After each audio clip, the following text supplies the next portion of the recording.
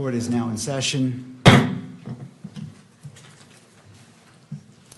Calling case 251-403-576, State of Utah versus Tyler James Robinson. Counsel, please enter your appearances.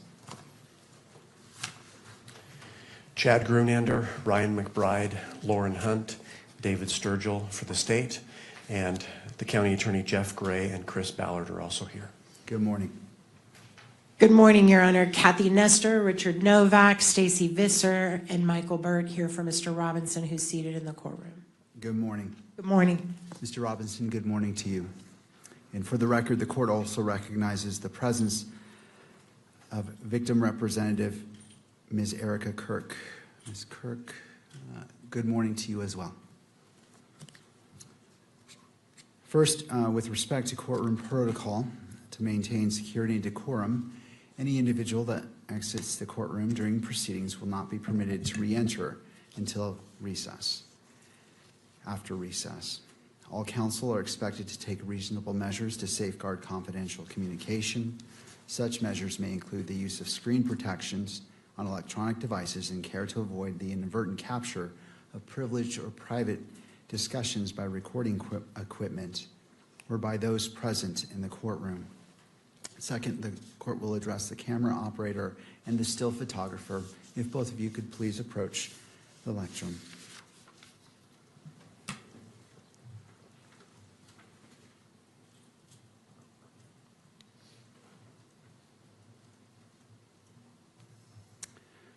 The court's purpose in this dialogue is to ensure clarity regarding the expectations governing today's proceedings. Could you both please state your roles for today's hearing? My role is to capture pool photography, still photos. My role is for video in accordance with the court decorum order. And I apologize. Would you mind putting your names on the record? Tess Crowley. Megan Thackeray with KSL. Thank you. Have you both reviewed the court's standing decorum order? Yes. Yes. Do you understand the requirements set forth in that order as it applies to your activities today? Yes. Do you require additional time to review the order or to adjust equipment to ensure compliance? No. No. Do you anticipate any difficulty complying with the order? No. No. All right. Thank you both.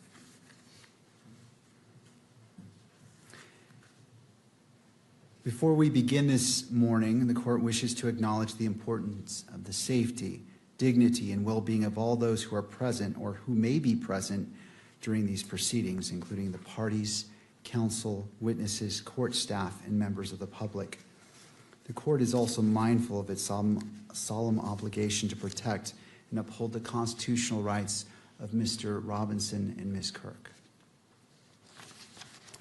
In furtherance of those important interests, all persons attending these proceedings are reminded that portable electronic devices are not permitted in the courtroom or on the fourth floor. Cell phones are not permitted in the courtroom unless expressly authorized. Any unauthorized possession or use of a cell phone or electronic device in the courtroom may be addressed by the court. For those individuals who have a cell phone, I invite you to join me as I silence my cell phone to ensure that the proceedings today can proceed without distraction. The court also expects every person in attendance will be treated with the dignity and respect to which they are entitled. Consistent with this court's standing decorum order, all spectators shall remain quiet, civil, and orderly at all times. Spectators shall not engage in conduct that is distracting, disruptive, provocative, disrespectful, uncivil, or threatening in any manner. Spectators shall not make audible comments of any kind, shall not shake or nod their heads, and shall not make gestures or of other visible reactions during the hearing. Spectators shall also not wear or display pins, buttons, signs, clothing, photographs, or other items expressing support for or in opposition to any person connected with this case or expressing any position concerning the status of this case as a capital offense. The court appreciates the cooperation of all present in maintaining a courtroom environment that is safe, respectful, and orderly, and faithful to the rights and dignity of every person involved. All right. My understanding is the parties wish to address an issue before we get started. Is that correct? We may. Mr. Novak. Thank you, Your Honor, and good morning. I passed up to the court after providing copies of it to counsel for the state and counsel for the media, a single piece of paper. Does the court have that? I do. Thank you, Mr. Novak. Thank you, Your Honor. So every morning, this court has a colloquy with the camera operators about their ability to comply with this court's orders. And they acknowledge that they understand the order and that they can comply with it. And the court asks them if they have any problem with it, and they state to the court that they do not have a problem with it. We also spent many, many, many hours of court time addressing which exhibits will and will not be published through the electronic media. And this exhibit, the court ordered would not be published through the electronic media, and it was.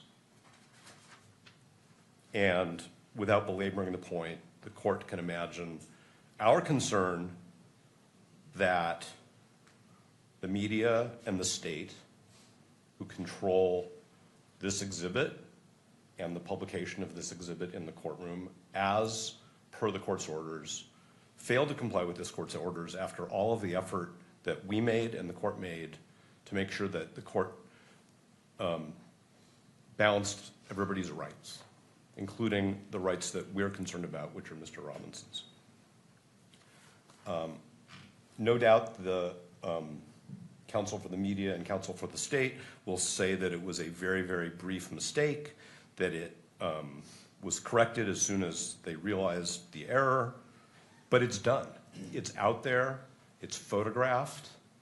I'm informed secondhand that if I want to buy this image and maybe even have it framed and put behind museum quality glass, I can do so and put it up in my office. Obviously, I'm not going to do that. But my point is, it doesn't matter how long the court's order was violated. When we live in an electronic world, it's done and it's permanent. And we just wanted the record to be clear that we're concerned that the court's orders have been violated, and they've been violated with respect to an order that was specifically designed to protect Mr. Robinson's right to a fair trial. And I don't want to belabor the point any further. I'm also not going to refer to the exhibit with any more specificity because it's not necessary.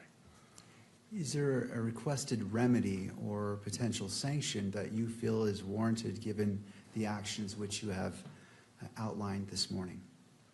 I think that we would like to think, when I say we, I mean Mr. Robinson's counsel, about that. We have, as the court knows, repeatedly asked this court, moved this court, not to have electronic broadcast of this proceeding, of any of the proceedings and specifically this proceeding.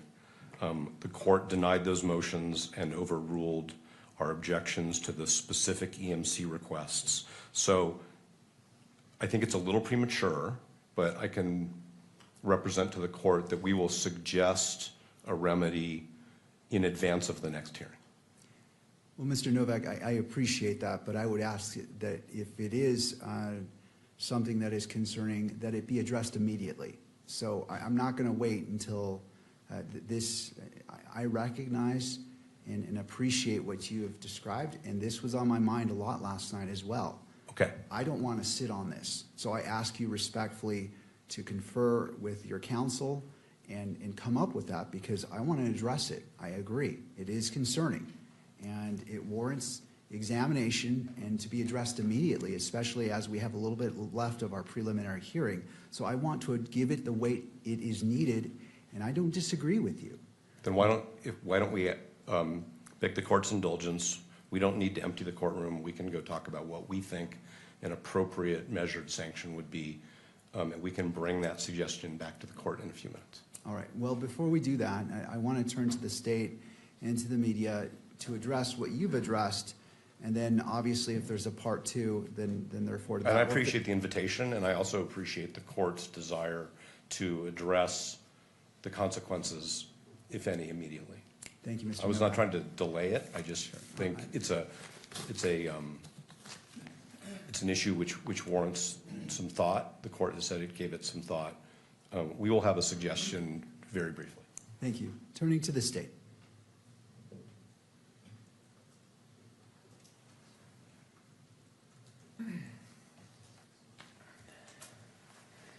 Thank you, Your Honor. I think at the outset it's important to recognize that everyone's doing their best here. The court is, I know the clerks are, I think the media is, we certainly are, and the defense is. This issue came up in the context of an examination of a witness. One exhibit was published. Before the exhibit at issue was also brought onto the screen, I explained what we were going to do, and then the exhibit was brought onto the screen. I reviewed the video last night. The camera captured this for approximately 2 seconds. The camera operator, I think acting in diligence and appropriateness, immediately panned as soon as she realized that there was a new exhibit on the screen. The court took it down. As soon as they realized that an exhibit was on the screen, I immediately instructed my paralegal to take it down, and it was. Defense, I think everyone involved here made quick and appropriate efforts as soon as they realized a mistake had been made to remedy and mitigate that issue. As I explained what I was what we were going to do, defense counsel did not object as that happened. And the reason I bring that up is because of the requirement for timely objections. Moreover, I do want to say this exhibit was read into the record. It was allowed to be read into the record earlier. It is also in an earlier pleading, which is the information. This portion of that exhibit, I understand, is in the information. And it is largely cumulative of Exhibit 16 and 16.1, which were previously admitted into evidence and published to the media. Finally, we are going to be dealing with a lot of publicity when it comes to media coverage, and I think that's really where the remedy is going to be addressed. I understand there may be a remedy that can be fashioned today to prevent this kind of thing going forward or going on in the future in this hearing, but I think ultimately that's where this will be addressed. Any other questions from me, Your Honor? Well, not at this time. I will afford you the opportunity, obviously, to respond when defense comes back. I want to weigh this and taking in consideration, and I find your representations to be accurate as to what occurred. I believe that I noticed it and asked for it to be taken down because I have a live stream on my screen for that very purpose. And the sequence, I believe I made note, and if I'm wrong, please correct me. It's been a long 4 past days, but that's the only addition that I find to the representation. And certainly, Mr. Novak, feel free to correct it if you believe the sequence was any different. I just want to make sure a clear record is being made of what happened in order for whatever happens next to be appropriate and proportional to the actions that occurred. No, and that's consistent with my memory, and I also reviewed the video, the live stream as well, in preparation for this issue today. So that's exactly what I think happened. From my perspective, examining the witness, I did not have a view of what was being published to the public and the media, and so I think the court immediately, as soon as it recognized that, brought that to everyone's attention. Thank you, Mr. McBride. To the media.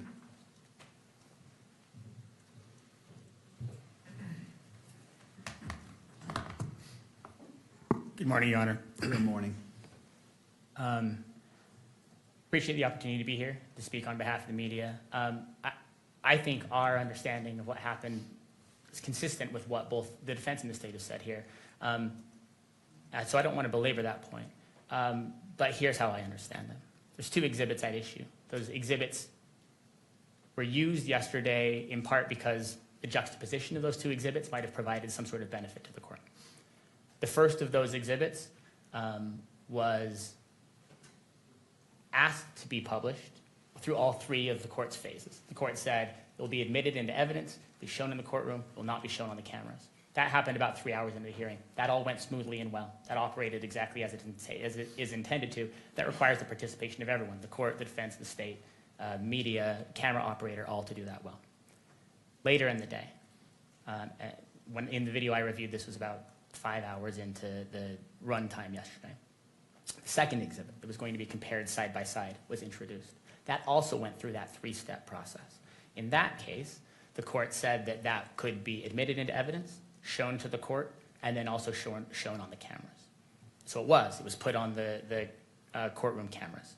At that point, there was what I think is a useful practice by the camera operator to wait a beat, because sometimes mistakes do happen, right? In that case, though, that was authorized. So the camera then panned to the screen, which is set up specifically for the camera operator to be able to capture that. Examination on that exhibit began. Then, because the examination seemed to call for that juxtaposition, without much warning for anyone involved, the previous exhibit that was intended to be juxtaposed was placed on the screen. From, I think, a observer's view who didn't know where the testimony was going without warning. The camera operator, I think quite astutely, within seconds, recognized this is a different exhibit. And recalling the court's prior order, recognized I should pan off, and did within seconds. I think at the time that was happening, the court also caught that and said, let's not do that. Now, and that was the end of it. I think the 2 seconds is about right. I don't want to minimize that. I understand the point that Mr. Novak is making. We are operating in some ways on high wire. And we are trying to place as many nets as we can, and all the parties are working together to try to do that. But in the age in which we live, one of the challenges is that sometimes when something like that is placed on a live stream, someone can screenshot it, and like Mr. Novak said, if they want to put that for sale on the internet, then they can. That's why working together to ensure that even small mistakes like that don't happen is critical. And the media has the media coalition that are given the opportunity and the benefit of being able to be here to run cameras and to take photographs have complete buy-in on that point. There are, of course, people out there watching a live stream that are not part of our coalition that we can't control, and that's why it's so important that we get these pieces right. I do want, without going too far into the evidence, to note not only that several lines of this exhibit are available publicly in the information, but that the full text, every word, of that exhibit is contained in a search warrant, in this case, that was initially filed on September 17th. This is in the 4th District, but in a different court. Was held for 6 months, as search warrants often are, but then on March 16th, March 17th, was released in full. On page 7 of that search warrant is the full text of this exhibit. I don't want to suggest that anybody gets the right to say, well, I think it's public. The court has said don't show it in the screen, but since I think it is, we'll just come back later on and tell the court it's not a big deal because it's already public. That's not how it works. If we say we think it's in the public, the court says, I understand that, but I'm going to make an order. That order should be adhered to.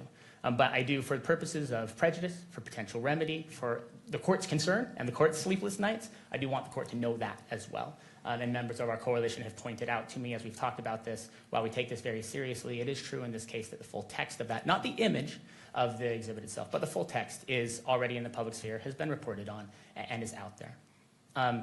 I only want to reinforce, to close, the recognition that the media, our coalition, I, as an attorney for that coalition, have an obligation to make sure that mistakes don't get made.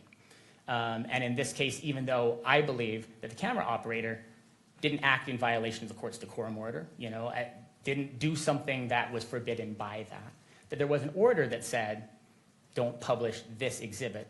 And because it flashed on the screen when the camera operator was filming that screen, that did happen. The media is fully bought in. I, as one of the attorneys and the other attorneys for the media coalition, are fully bought in on a goal to make sure that this kind of thing doesn't happen. Of course, I understand Mr. Novak and the defense's need to make a record and make an objection, and I also recognize and appreciate and understand the court's role in trying to make sure it imposes whatever sort of direction, caution, sanction, response that it believes is needed to make sure that its orders are recognized and adhered to. And I want the court to know that we will understand that and will comply with whatever it is that the court orders. Thank you. Anything further before we break? Mr. Novak? We don't need a break. Okay. Well, The court wants a break. I want to review this I'm sure there is a stream out there. I want to look at it again in order to appreciate the full effect and exposure. I remember it, but given the nature of this and trying to weigh the constitutional rights of all parties, I want to be thorough and look at it exactly. So as we move forward, as I evaluate what's being requested by the parties, that I am at the level of knowledge, and because what it is, it was on screen. I want to look at it, how long, what exactly was on screen, and in order to be at the point of saying, okay, I fully understand. I mean, I was here, I saw it, I noticed it on the screen, but again, I want to take that extra 2 minutes to review that. I'm not suggesting that we rush through this at all. I just wanted the court to understand that our request for the remedy and the sanction, we are prepared to share that with the court, but we can certainly wait until the court has had an opportunity to review whatever the court thinks it needs to review. The permanence of this violation of the court order is a different issue from how long it took to correct the violation. It's a permanent consequence. In other words, that image is out there forever and ever in violation of the court's order, no matter what actions the court, the state, and the media took to remedy it, because that's the technological world we live in. So that's my response, if I may, to the arguments. But we can hold our suggestion until the court's ready for it. All right. If the parties feel it'd be helpful to confer while the court is reviewing it, you may, just so that if you choose to, I encourage it. If you don't, I respect that. A court's going to take about 5 minutes. Again, I just want to review it, to be brought up to full speed and just to have it freshly in my mind. I'm going to make one more point, if I may, and that is this is not the first time that this has happened. We had earlier proceedings in this case where the cameras depicted images inside the courtroom that the court had prohibited, and the court imposed certain consequences on the media as a result of that. And so that's just something to keep in mind, in my opinion, if I may. Thank you. All right, before the court takes a 5-minute recess and to review this, does any party need the benefit of the record based off the dialogue between me and Mr. Novak? All right, not seeing any party respond. The court's in recess. We'll come back at 9:45. Court is in a brief recess.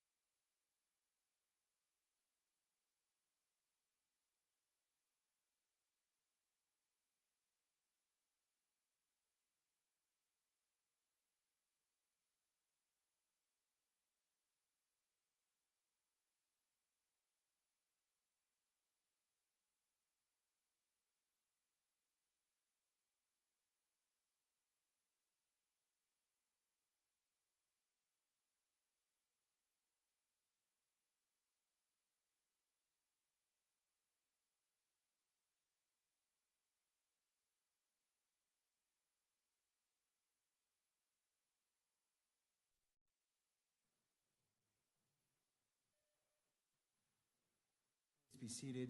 Court is back in session, noting the presence of counsel and all parties. And where we left off is the court took a recess to review the video.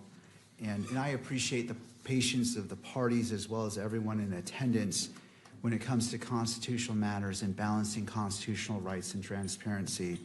This court will take the necessary time to make sure it's given the weight it deserves, and it is deserving of every moment that has been spent. Mr. Novak, turning to you.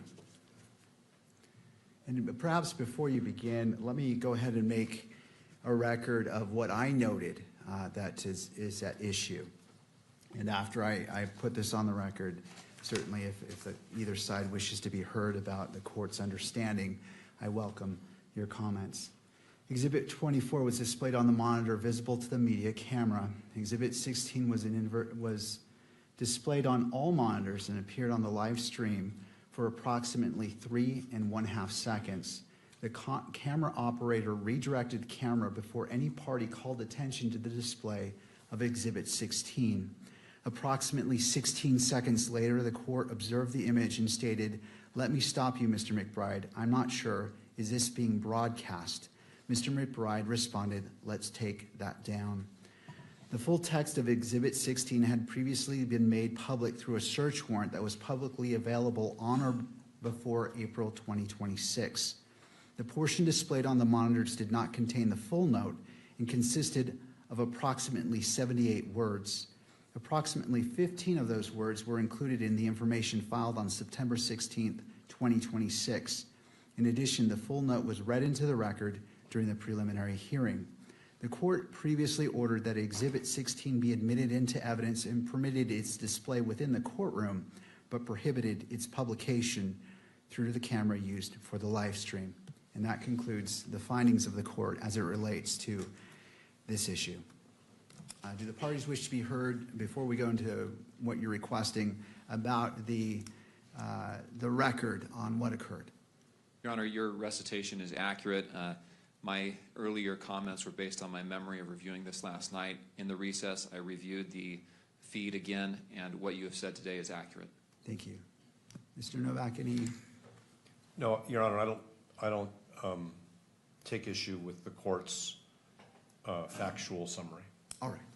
Turning to you, Mr. Novak. Thank you, Your Honor. We're going to renew our request to exclude all electronic media coverage from all future proceedings. That was our motion docketed at number 305, and that included video cameras, still photography, and audio. This is the second time that the court's orders concerning the scope of electronic media coverage have been violated. I'm a baseball fan, and I just don't think the court needs to wait for the third strike. 2 strikes is enough. If I may, the alternative remedy, which we think is not wholly adequate, which is why we think it's an alternative and a less desirable alternative, is for this court to both reverse its prior order authorizing electronic media coverage of today's hearing, which we had previously filed an objection to after the court, I would say, preliminarily granted the requests for today. That was sort of the chain of events. And that the court proactively preclude electronic media coverage at the last day of the preliminary hearing, which will be September 1st. Now, I understand that there has not yet been a request for electronic media coverage for September 1st, but there is no doubt that there will be, just as this court previously observed that it wasn't prepared to preclude electronic media coverage at the preliminary hearing because there had not been any requests. There were requests, and those that were timely were all granted. The court denied one request because it was not timely for one particular day. So I guess the way it would be is any request for electronic media coverage of September 1st will be denied because that's the appropriate sanction for what happened yesterday. the fact that the content of the exhibit was previously summarized by the state in certain documents which became public because the state didn't take any actions to seal them beyond the 6-month period. The fact that the contents of the exhibit were read in open court is not the issue. The issue is when the court issues an order, everybody must comply with it, and there are reasons for the order. And the reasons, as this court stated, are to protect Mr. Robinson's right to a fair trial. So no doubt that the court balanced those prior ways in which the content of this exhibit had already been disclosed when the court decided that there would not be electronic media coverage. That's a fact that we have all known of that exhibit. That's a fact that we've all been aware of as we've gone along. So to summarize, and then I will stop because I know we still have a witness here, and of course the court needs to hear from the state and counsel for the media, I suspect, is we would like the court to reconsider its order denying Motion 305 and grant it for the balance of all of the proceedings in this matter, or as an alternative, the court prohibit any further electronic media coverage of the preliminary hearing, which includes September 1st. Thank you, Mr. Novak. Thank you very much. Turning to the state and then to the media.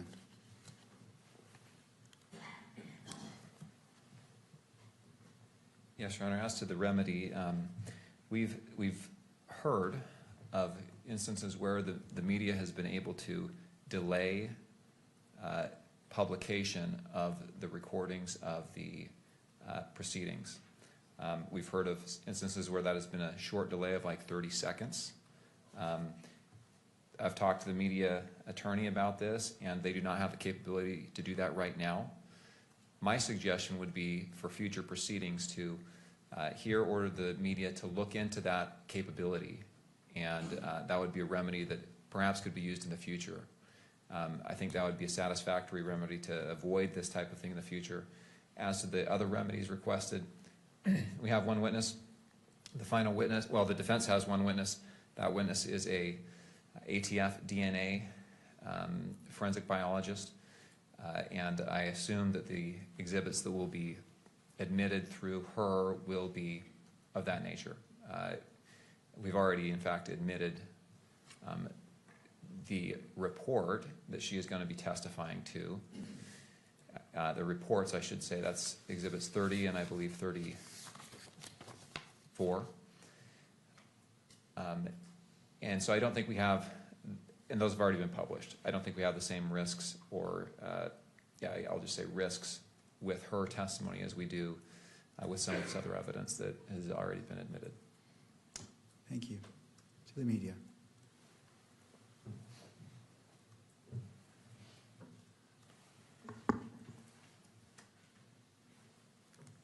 In a proceeding like this, the parties in the court and the media are working together to learn and to refine their processes.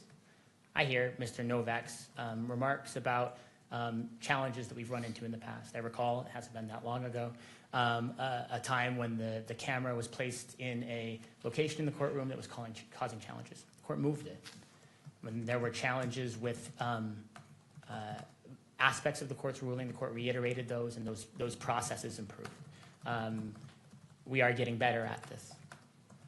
Media is on board and recognizes the court's obligation and its significant efforts to balance the interests here. In light of the court's ruling, including its recognition that the media operator in this case beat almost all of us to the punch, right? And saw what was happening on the screen and moved away as quickly as they could. We believe that the procedures that the court currently has in place, even if they don't, every moment of every hearing deliver the result that we are intending to deliver. Those processes are working.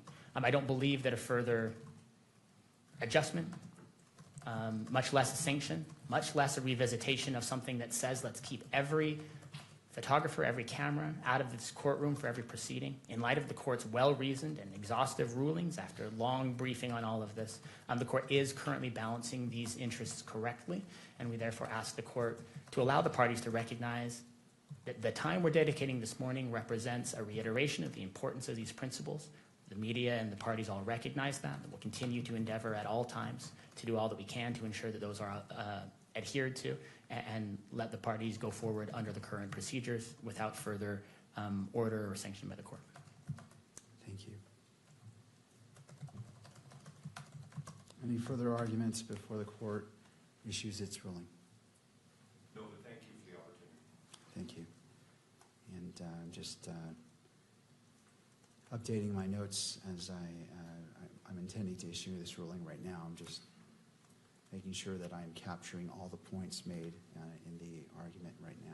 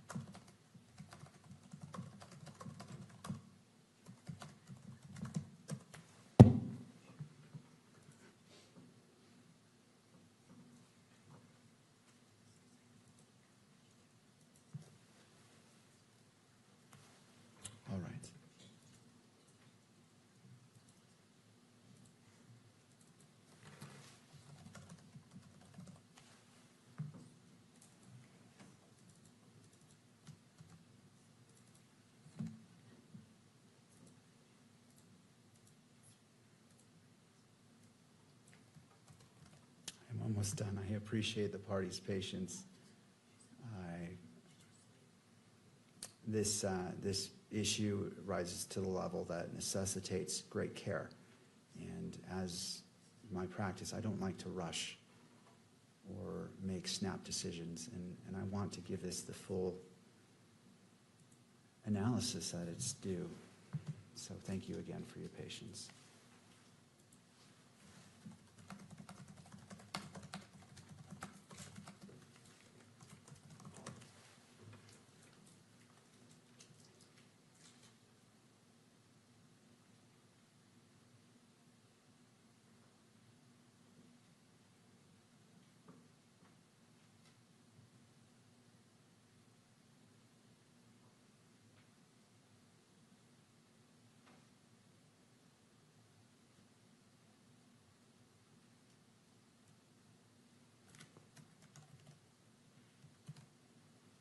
All right. Court will issue its ruling on the request by defense. The constitutional rights of Mr. Robinson and Ms. Kirk are paramount. Although transparency in judicial proceedings is a fundamental interest, it must be balanced against the constitutional rights of all parties.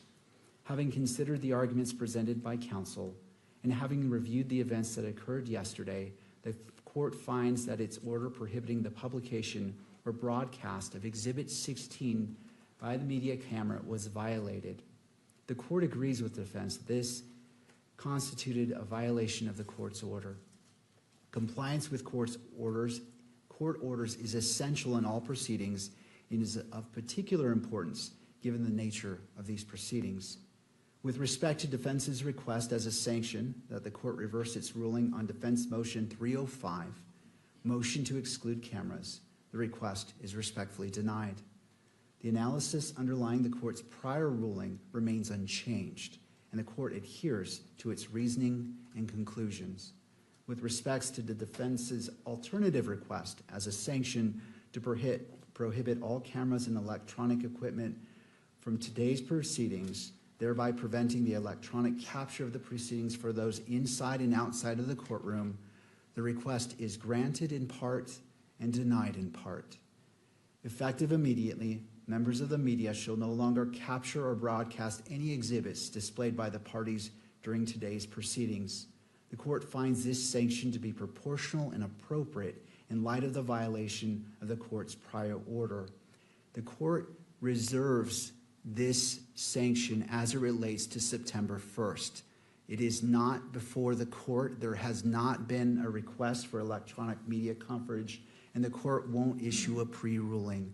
When it becomes, that request has been filed and all the deadlines which the court has imposed in regards to the MC filing are in place, if motions are filed, the court will entertain motions in brief argument ahead of the September 1st hearing and address it at that time.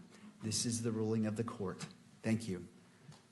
Turning to the defense, if you wish, you may call your next witness. Judge, we would like the benefit of the record before we start taking evidence today. Yes, Mr. Grenander, and I'll allow all parties, given the ruling of the court, briefly. And I'll be brief, Judge.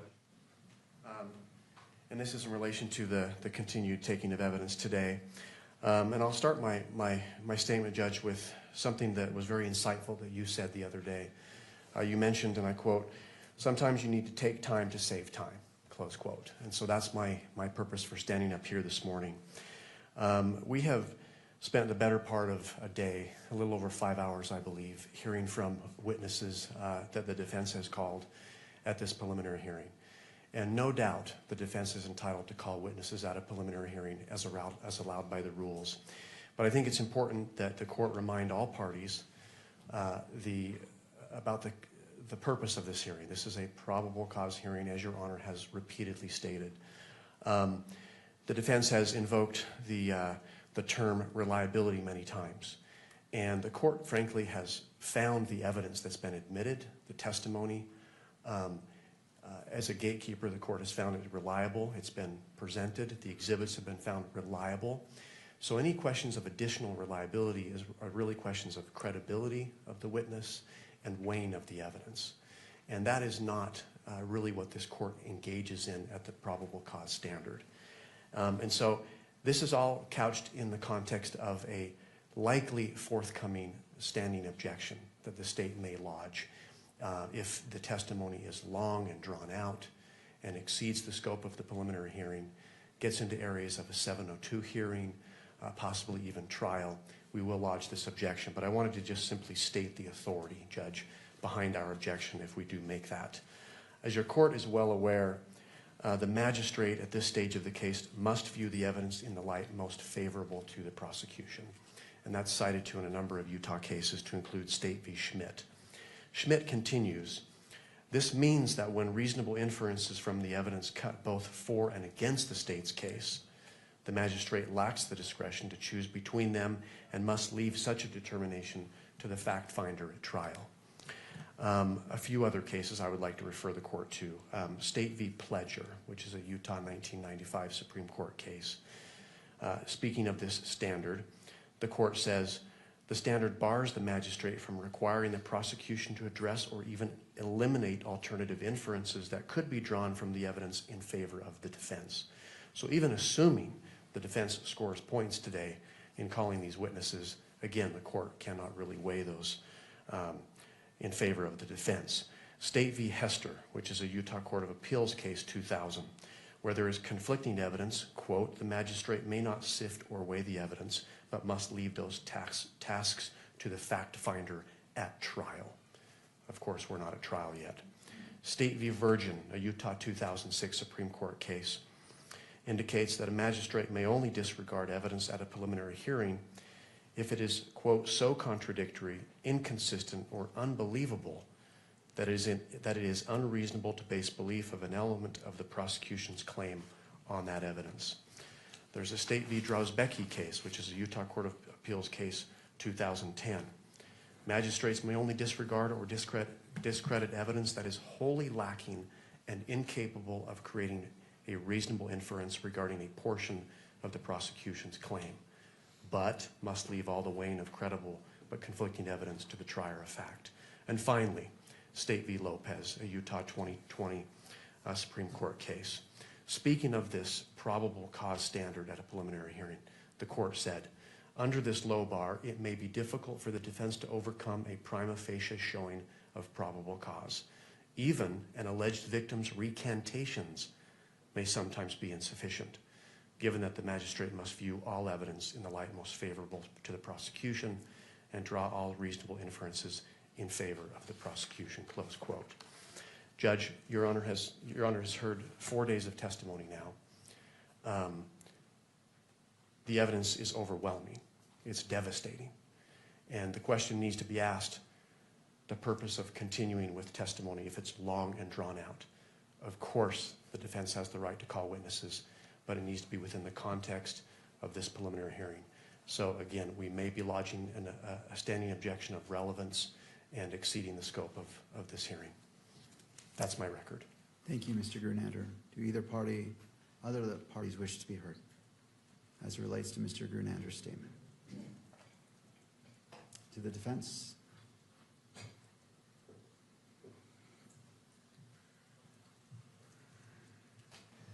I'm not sure what was being requested by Mr. Grunlander.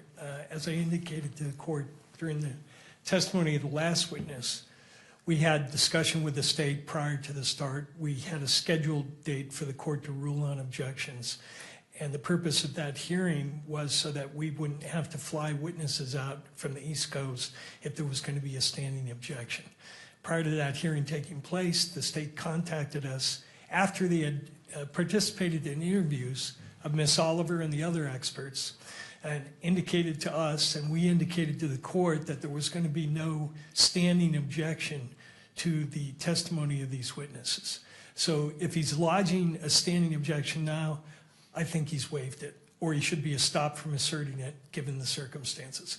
I didn't hear that he was asserting that, and I intend to keep this next witness focused on the issue that I think is relevant, which is the state presented DNA reports through a non-expert. They selectively read into the record a portion of those reports which left an extremely misleading impression of the significance of that evidence. So I have the author of the report here, and I'm going to hopefully educate the court on what the limitations are of the report, and that's it. I hope to be done with the witness by noon, direct and cross, and that will be the end of it. All right, thank you, Mr. Burt. And before I have you call the witness, just want to make sure that the media had a, well, I'm not sure if the media needs to be heard on Mr. Grunander's response. No, Your Honor. All right, thank you. All right, Mr. Burt, you may call your next witness. Thank you. Call Miss Oliver.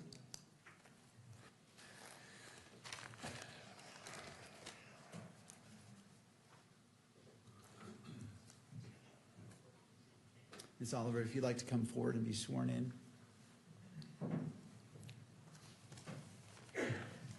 You do solemnly swear that the testimony you shall give in the case now pending before the court will be the truth, the whole truth, and nothing but the truth, so help you God. All right, ma'am, you may be seated.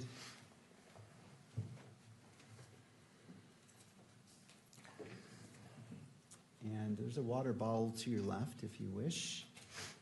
And after you're seated, if you wouldn't mind adjusting that microphone, bringing it close to you to pick up your testimony from today. Mr. Burt, your witness. Thank you. Could you tell us your name, please? Caitlin Oliver, Oliver. And Miss Oliver, could you bring that mic a little bit closer, so I want to make sure your voice is projected. Thank you. What do you do for a living? I work for the Bureau of Alcohol, Tobacco, Firearms, and Explosives as a DNA section chief. And how long have you held that position? I've been a section chief since January, and I've worked with the ATF for about 9 years. Prior to that, I was a forensic biologist. And where were you a forensic biologist before you started to work for the ATF? Prior to the ATF, I worked for Jefferson Parish Sheriff's Office in New Orleans, Louisiana, as a DNA analyst and a DNA quality manager. Back in September of 2025, what were your duties and responsibilities? I was a forensic biologist. And do you recall that around September 11th, you received a request to do some DNA work at the request of the state of Utah? Yes. Could we display State's Exhibit 30, which is in evidence?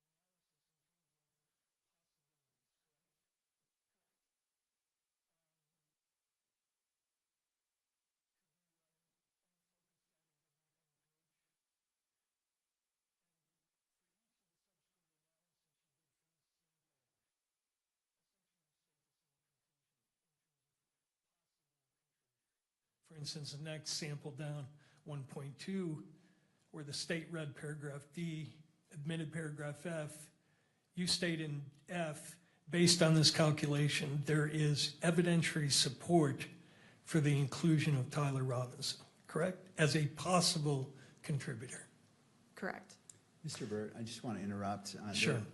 I was made aware of a question about the media as it reflects this order.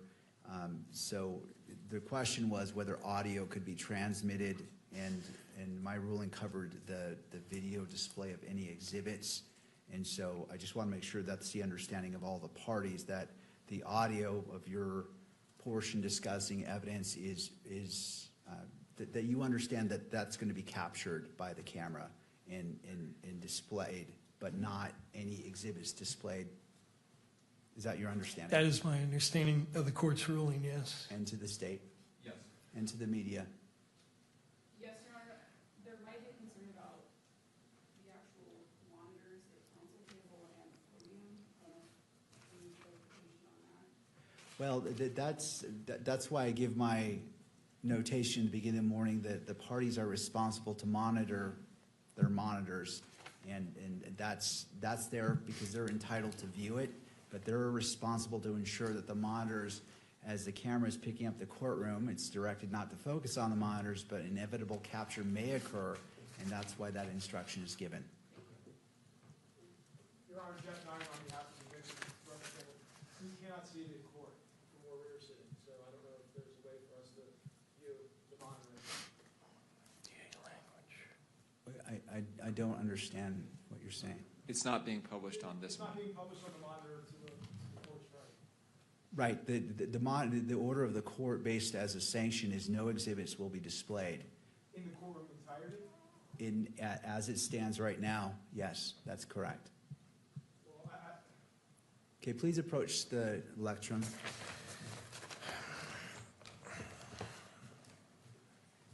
Your Honor, it's just hard for the victim's family to be able to follow the evidence if everyone but the victim's family is able to view the exhibits here in court. Thank you. I appreciate your concern. This monitor is not on either. So it's only the attorneys. The attorneys have a right to view what exhibits are being displayed, to make their motions, objections, and to see it. It is the court's discretion on what's displayed in the courtroom for publication, and the court issued a sanction given the events of yesterday, and that's the court's ruling. Your Honor, I just asked the court to consider the victim has the right to be present, obviously, at the hearing. And the presence without being able to see the exhibits, again, it's our position, is not meaningful. Thank you. I appreciate your concerns. Mr. Burke.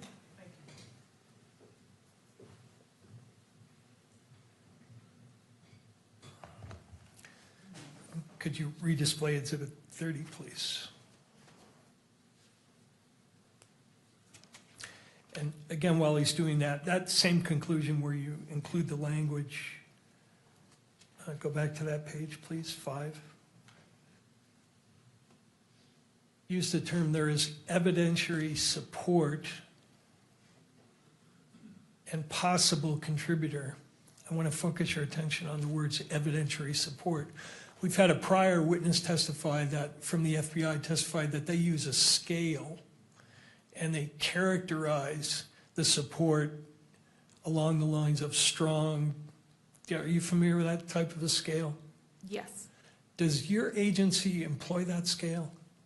We can come to 5 conclusions at our agency, so there can either be exclusion, limited support for exclusion, uninformative, limited support for inclusion, and support for inclusion.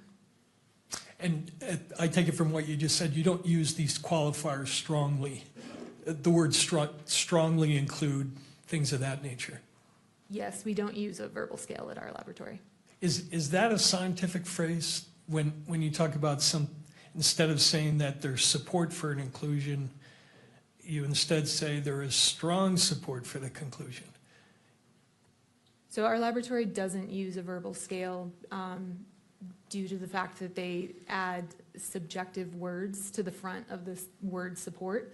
It is our stance that the likelihood ratio statistic, the number stands on its own. So we report the likelihood ratio and either support for inclusion or support for exclusion. Thank you. Would you go to page 8 of the report and highlight the very top of the first 2 sentences? You included this language in your report, correct? Correct. And in fact, you included this language in all 3 of your reports, referring to the conclusions conform with the relevant Department of Justice policy on uniform language. That's correct. Right. And why do you include that language in all 3 of your reports? It's standard language for our reports. Our reports adhere to the DOJ Ultra statement. Okay. And could you go now to Exhibit Oliver 4 for the witness only? Not admitted yet. Are you familiar with this document, the Department of Justice Uniform Language for Testimony and Reports for Forensic Autosomal DNA Examination using probabilistic genotyping systems? Yes, I am. Right. And would you go to page 4 of that document, please? And the court has heard some prior testimony about this Department of Justice directive. What is ATF's, what is your understanding of what the qualifications and limitations are that are required by this policy of the Department of Justice? What are you not supposed to be saying in connection with the reports that you wrote in this case? There's a few things that the Ultra document states. First, it states if you use a verbal scale, which we do not, then you need to use the one dictated in the document. This is in an effort to unify the language coming out of DOJ laboratories. It also says that we cannot state that our evidence is infallible, nor can we state that there is a inconclusive result. Shall not state that it's infallible or have a 0 error rate, correct? Correct. It also states, does it not, that you shall not assert that a likelihood ratio of any magnitude provides an absolute identification or source attribution of an individual to an evidentiary sample. Correct. And are your reports in conformity with that? You're not stating or implying that anything you did here is asserting an absolute identification of someone as the source of any of the evidence that you examined, correct?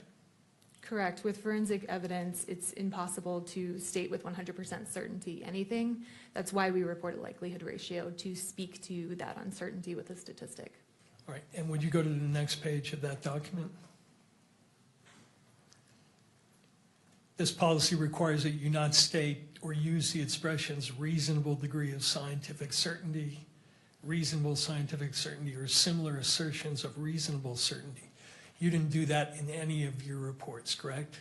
Correct. You're not asserting anything with respect to any reasonable degree of scientific certainty. Correct. Correct? Now, when, you can take that down. When did you first receive the assignment in this case? I would have to refer to my case record to know the exact date. Do you have those in front of you? I do not. Okay, let me pull up Oliver 3 for the witness only.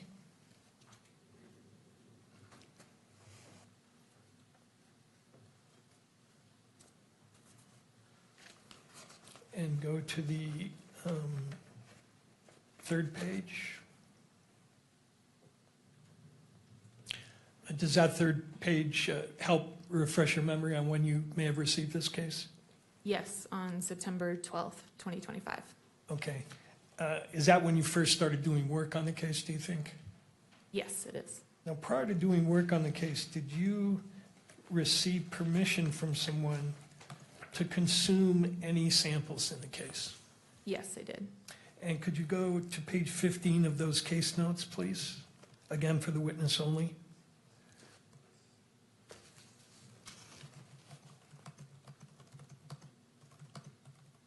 Do you recognize this email? Yes, I do.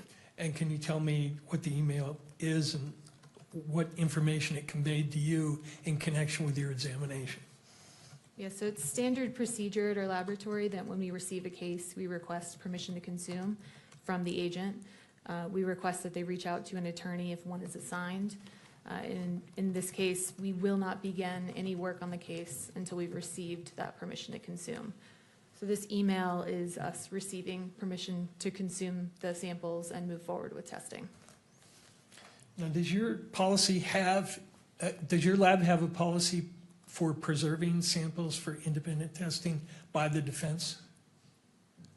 Where possible, we will not consume samples where it's possible.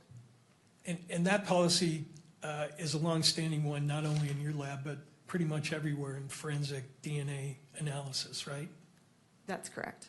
Goes back to 1996, does it not, when the National NRC recommended a policy that samples be split wherever possible at the front end of the analysis to allow for independent examination. Where possible, yes, that's correct. Right, and they did that because it was their conclusion, was it not, that a wrongfully accused person's best insurance against a possibility of being falsely incriminated is the opportunity to have the testing repeated. Such an opportunity should be provided whenever feasible. Correct. Okay, could you now go back to Exhibit 30, page 8?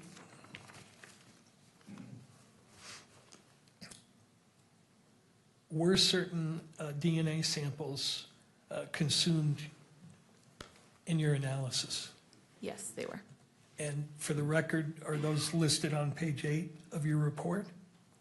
Yes, they are. Which samples were entirely consumed in your analysis?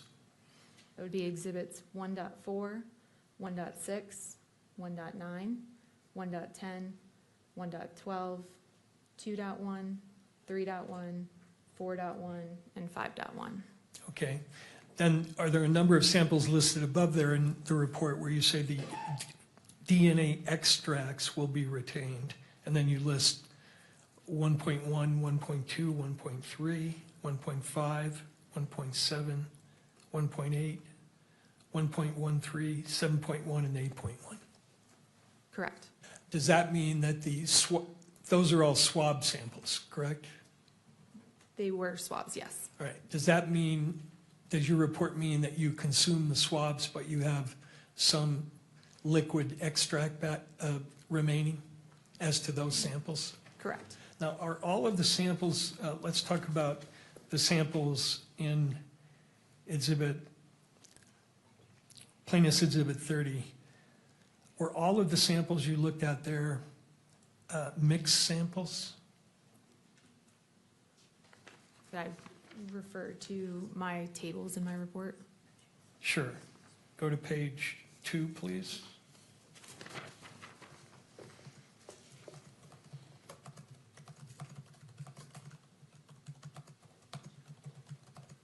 And can we go to page 3 and 4? 3 and 4, please.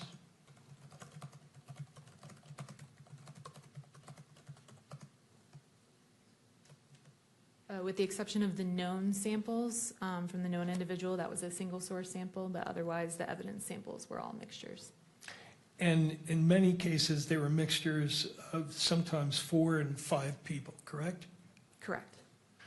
Now, when you look at mixtures, such as the ones in this case, you use terms like major and minor contributor, right?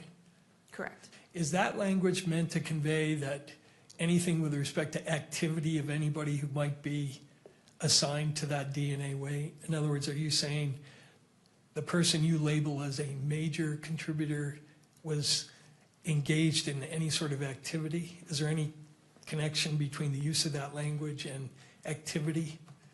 None of the testing that I performed could speak to activity or what activity led to the deposition of the DNA. So nothing in your report, if somebody reads that and says, oh, this one says this person is a major contributor, you're not commenting on anything about the person's activity, correct? Correct.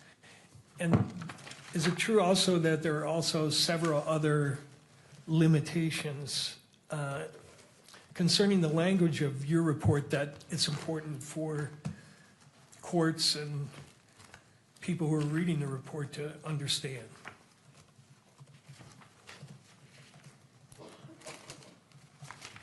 I'm sorry, what was the question? Are there other limitations, in addition to the one we just reviewed, that it's important to understand about the language you use in your report?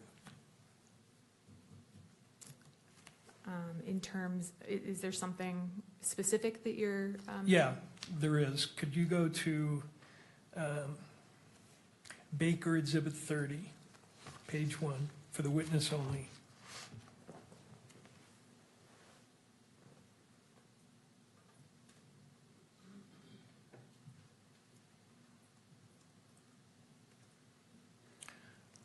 Are you familiar with this publication? Yes. This is a publication by the National Institute of Standards and Technology called Forensic DNA Interpretation and Human Factors. Correct. This is put together as a guidance document for practitioners on what, to simplify, essentially, what to say and what not to say. I don't know that I would call it a guidance document. NIST is not a regulatory body for DNA testing. It was a report that looked into forensic DNA reporting and specific human factors that could affect our testing. So they may have had recommendations, but as far as them being a regulatory body that's issuing guidelines, I wouldn't state that. Okay, that's fine. Could you go to 136, please?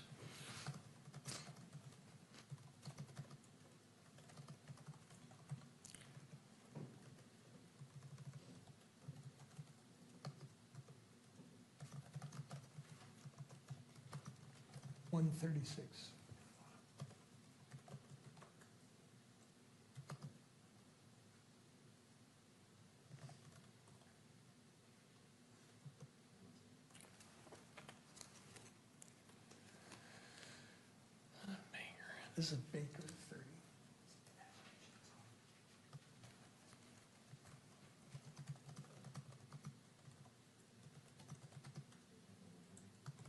Keep going.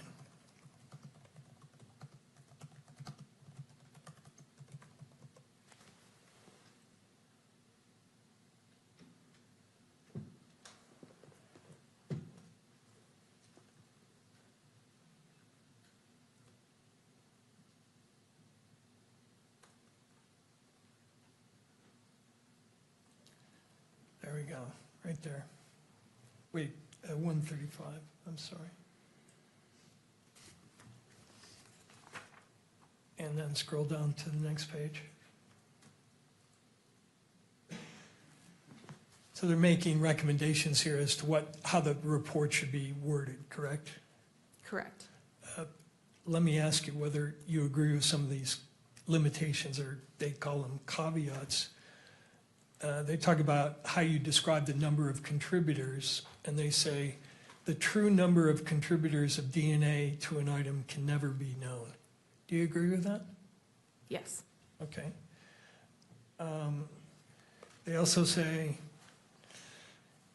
well, let me ask one question before I ask this one, which is, do you use something called a reporting cap in all three of your reports?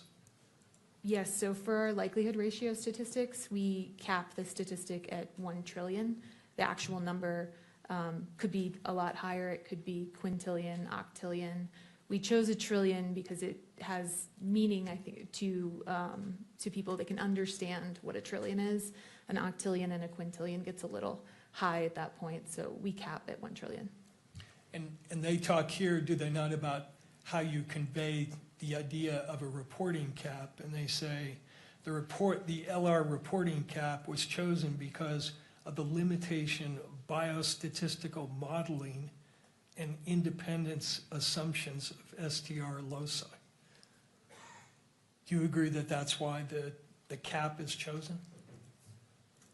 I believe we chose our cap for the reason I stated. Do you disagree with that statement in terms of why the cap is chosen? I'm not familiar with the paper that's referenced there, so I would have to familiarize myself before I said I Okay. agreed or disagreed. Fair enough. And then they also suggest that you alert in your report that profile descriptors cannot be applied to activity level issues. Do you agree with that?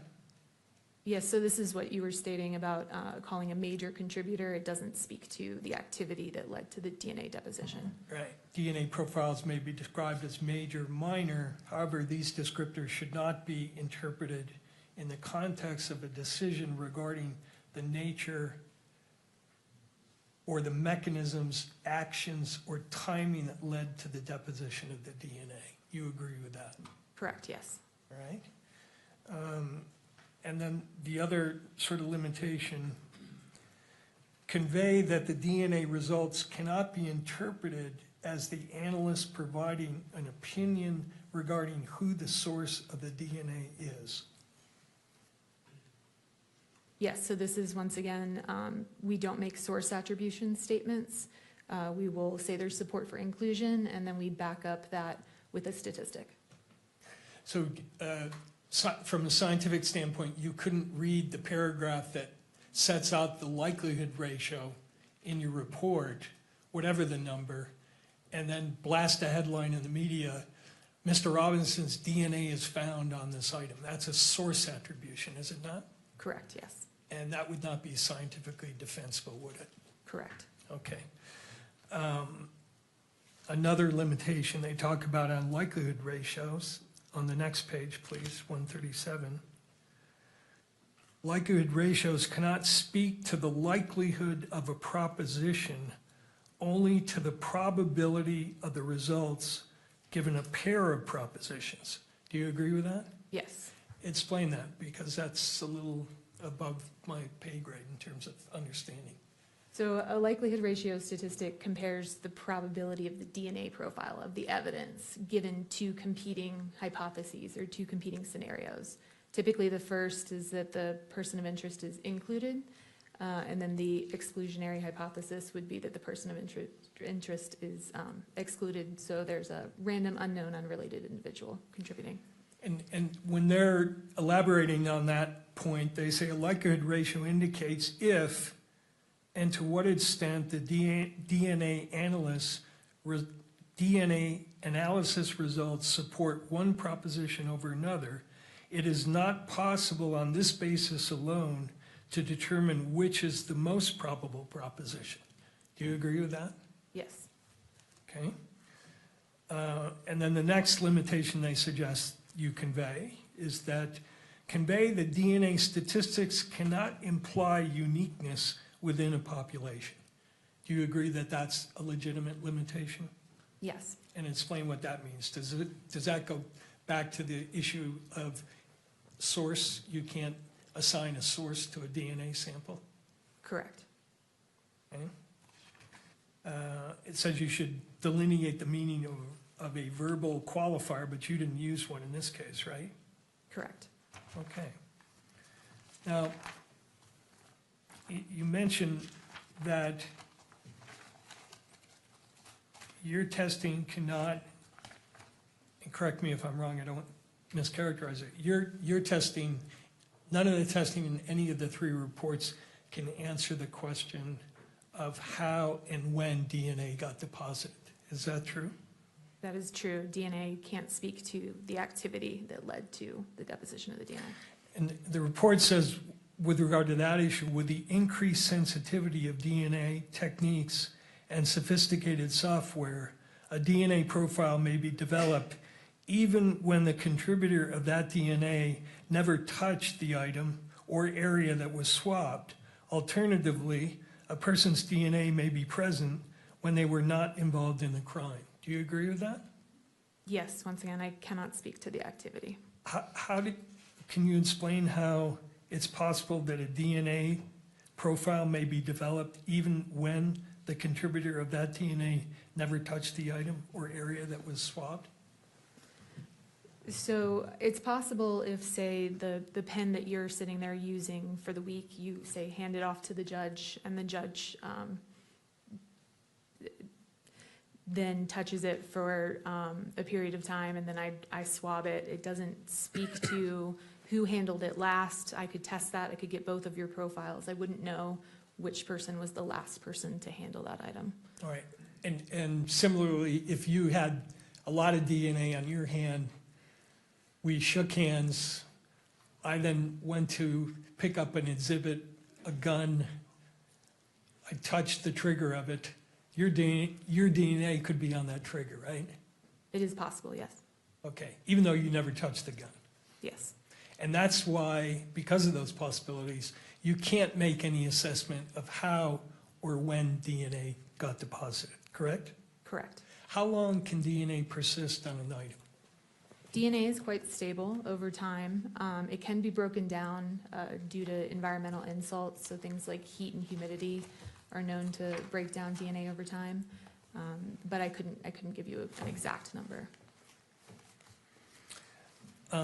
Were certain of the samples that you tested in this case degraded samples? There was degradation present in some of the samples. And what can cause degradation? Like I said, there's environmental insults, heat, humidity. Now, the second report that you wrote had to do with a Dremel item that was taken from Mr. Robinson's home. Correct. And did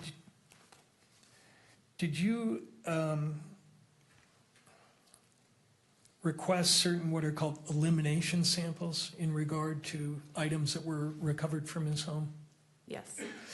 Tell the court what an elimination sample is as opposed to a sample that relates to what's called a POI, person of interest. So an elimination sample is a sample taken from a known individual that it may be assumed that they could have come into contact with it. If I were to, say, swab your vehicle, then I would want your DNA sample as an elimination to eliminate you in order to look for any additional DNA that may be there. And you say they're assumed contributors because depending upon the location, for instance, somebody's house, you would expect if there were multiple people in that house that perhaps everybody in the house could contribute to a certain DNA result. It's possible. So you'd want samples from all those folks to see if they contributed to an item that would be associated with a place where they congregated. Correct.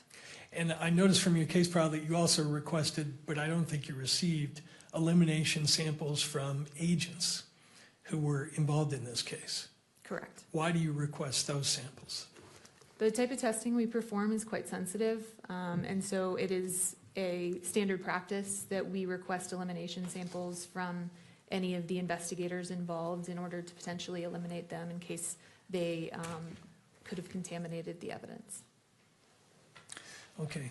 Now, in report number 157, if you could bring that up, please.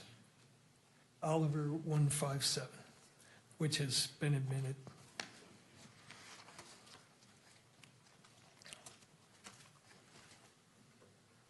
The elimination samples that you requested in connection with items seized from Mr. Robinson's apartment were from Amber Robinson, Matthew Robinson, and Lance Twiggs, correct? Correct. And that's because you had information that those people were associated with the house. Correct.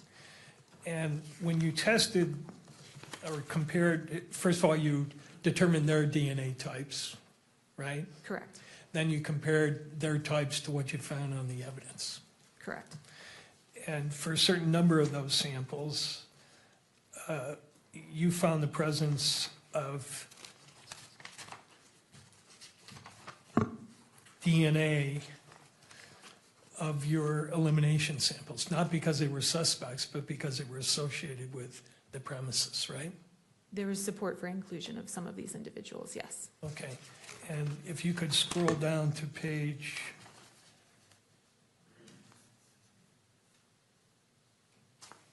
4, which is the table. I just want to review briefly with you.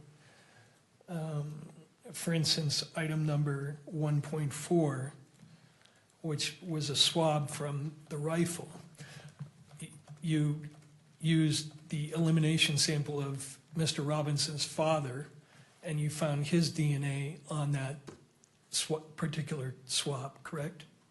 I would say there was support for inclusion of Matthew Robinson on the sample obtained from the swabs of the bolts of the rifle.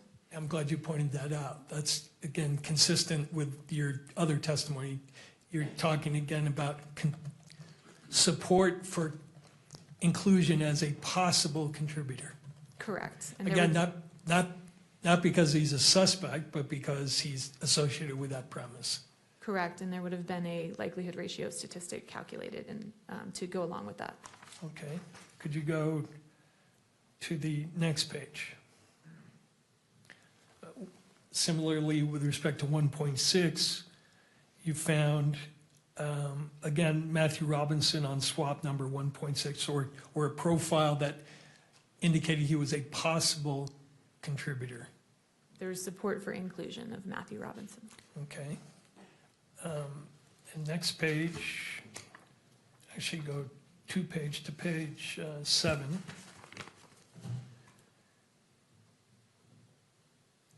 You found support for inclusion of Lance Twiggs on swabs of buttons of a Dremel tool, correct? Correct. And going back to what we were talking about before, if a person named Lance Twiggs lived in that residence, came into contact with Tyler Robinson, and then touched a button on a Dremel tool, you'd expect Mr. Robinson and Mr. Twiggs's DNA to be on there, right? Or you could. It's reasonable to assume that anyone living in the household could have contributed to DNA on an object found in that household. And similarly, you found profiles to suggest support for inclusion of Mr. Twiggs on other areas of the Dremel tool, correct? Correct. Okay. Now, the last area I want to ask you about is, you're familiar with something called NGS? Yes. What is NGS? NGS stands for Next Generation Sequencing. It's a DNA technique that sequences your DNA, so it looks at the individual sequence of your DNA.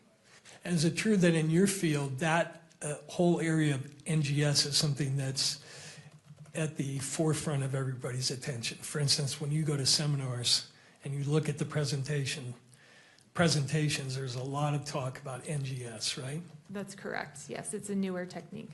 And is it being developed by ATF as a technique that's going to be used or has been used? Not at this time, no. And is there plans to do that? Not at this time, no. Okay. Do you know if other labs have implemented it? I believe there may be some laboratories in the United States that have it in use, but I wouldn't have direct knowledge of that. Now, you used a program in this case called STR Mix, correct? Correct. And that's sold by a company in New Zealand, that software? Correct. Have they developed another program called STR Mix NGS? I'm not aware of NGS software. Could you go to 156, Oliver 156?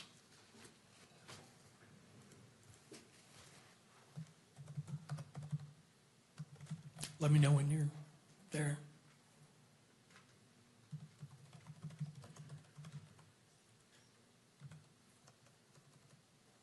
Are you aware that STR, the developers are selling a product called STR Mix NGS?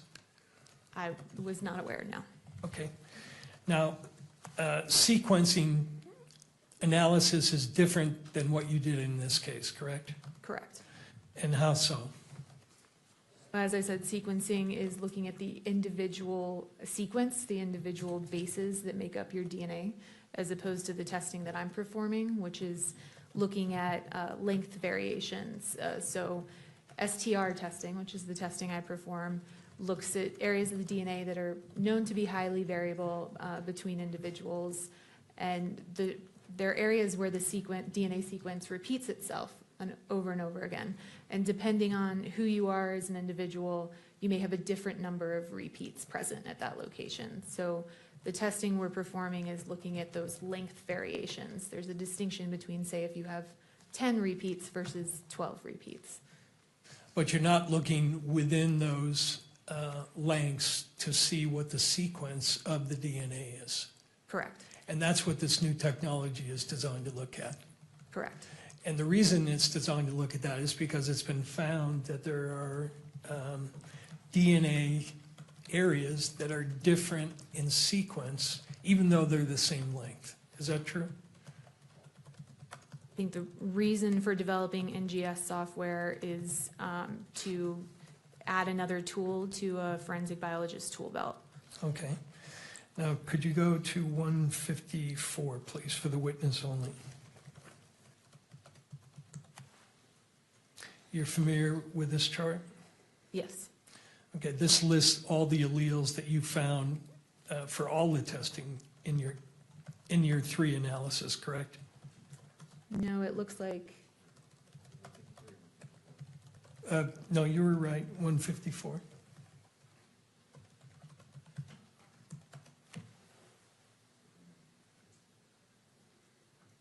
Yeah, this is one, what's the exhibit on this? Okay. You're familiar with this chart, right? I've reviewed the first page of this chart. I have Sure. not reviewed the entire Go to thing. the first page. This lists the alleles that you found, correct? For the known samples, yes. Okay, now go to the second page. And is it true that for the alleles of interest in this case, one of the alleles of interest is at the D3 location, allele 17? One of the locations that we look at on the DNA strand is called D3. That's a location, yes. Right, and in this case, the 17 allele is important because Mr. Robinson had a 17 allele, correct? Correct. And some of the evidence had a 17 allele Correct. at that location.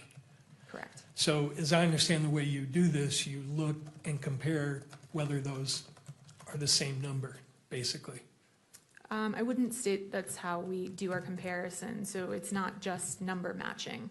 We're using STRmix, the STARmix software, in order to perform an analysis of the software that looks at the possibilities for a DNA profile and make comparison to the knowns that way. We aren't using a chart and just doing number matching. Yeah, and I wasn't suggesting you did, but you're looking at the alleles and measuring the peaks, and it's a fairly sophisticated process, correct? Correct.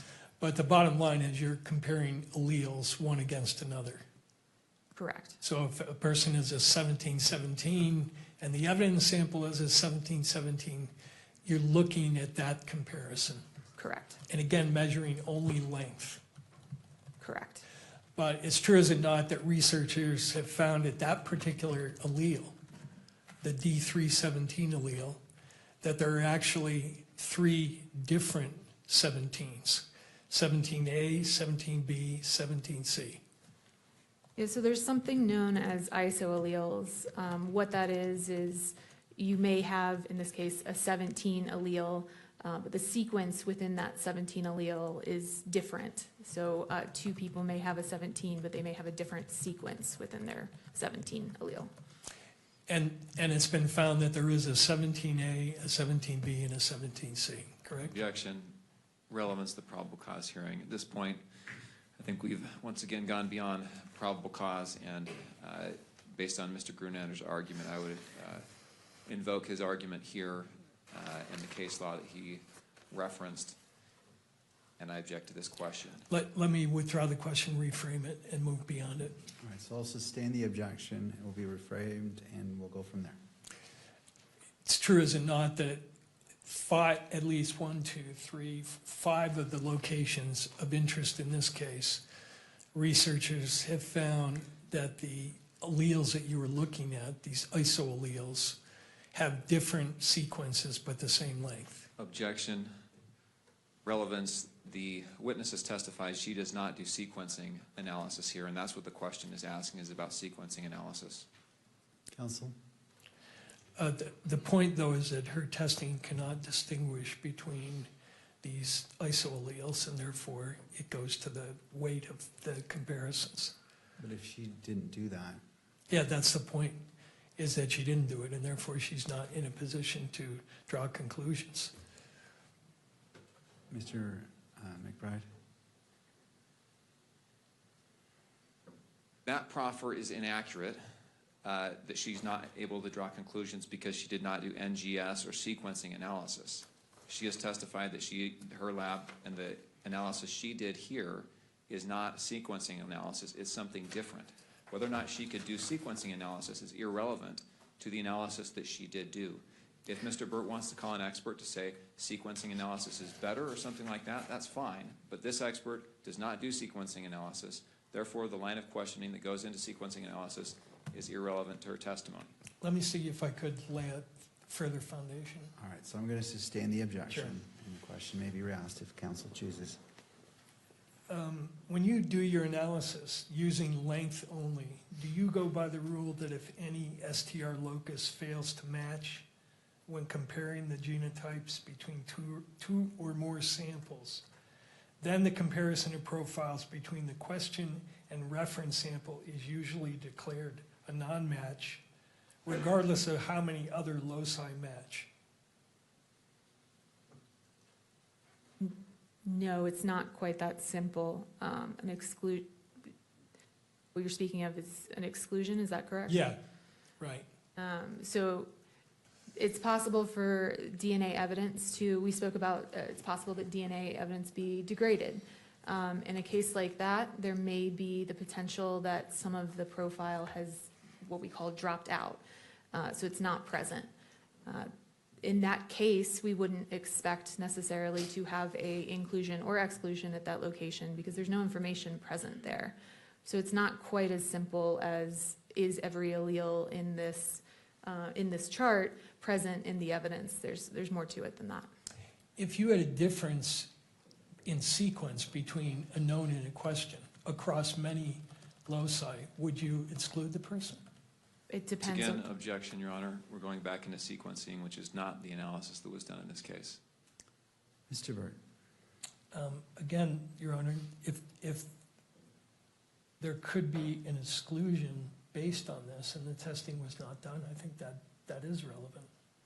But as it relates to this witness and her firsthand knowledge, I'm not seeing that tie-in as it relates to her. All right, let me move on then. So I'll sustain the objection.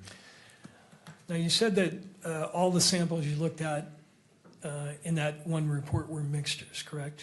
Correct.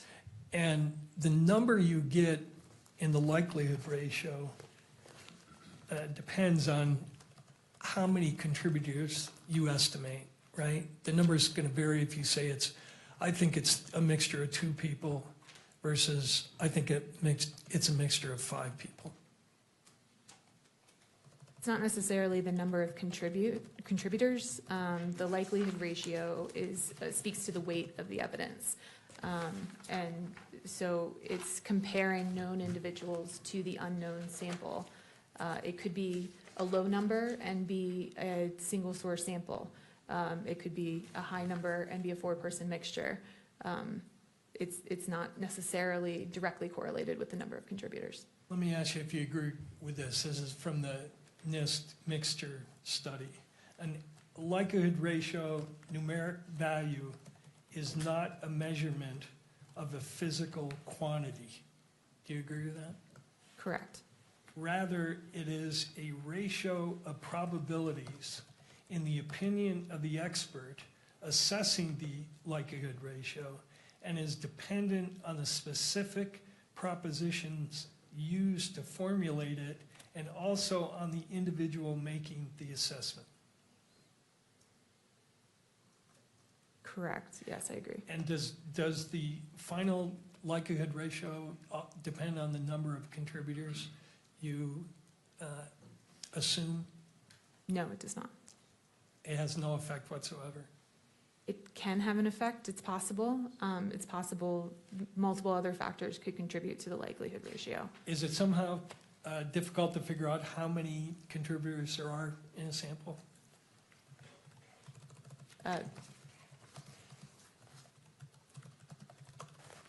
I would say that I use my, my training, education, and experience in order to determine the number of contributors present in a profile. Well, I noticed throughout your report, you used the phrase, for instance, with regard to the 1.2 sample, the profile consistent with at least five contributors, at least one of which is male. And for 1.1, you say, the profile is consistent with at least 4 contributors. I assume by the word at least, you're signaling that it could be more. Correct. And as the number of people to a mixture increases, the difficulty in sorting out that mixture increases as well, correct? Correct. I noticed in your standard operating procedure, there's some guidance on interpreting 3-person mixtures. Familiar with that, right? Yes. And it says, and correct me if I'm wrong, approximately 70% of 4-person mixtures present as 2 or 3-person mixtures, based solely on number of alleles present. It's possible for them to present, yes. Well, it doesn't say it's possible. It says, for example, approximately, in all cases, assuming a mixture as a result of the combination of 3 people must be done with caution. For example, approximately 70% of 4-person mixtures present as 2 or 3-person mixtures, based solely on number of alleles present.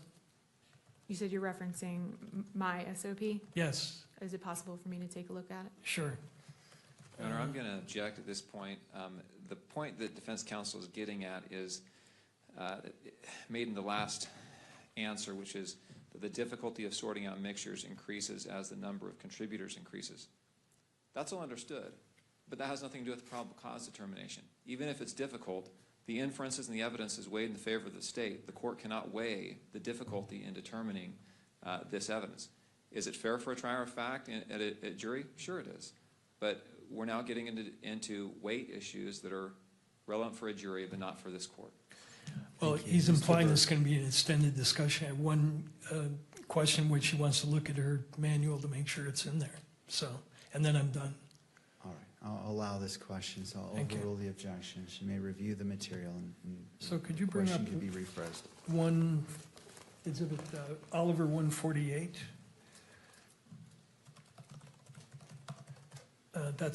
This is your SOP document, correct? Correct. And then go to page 83.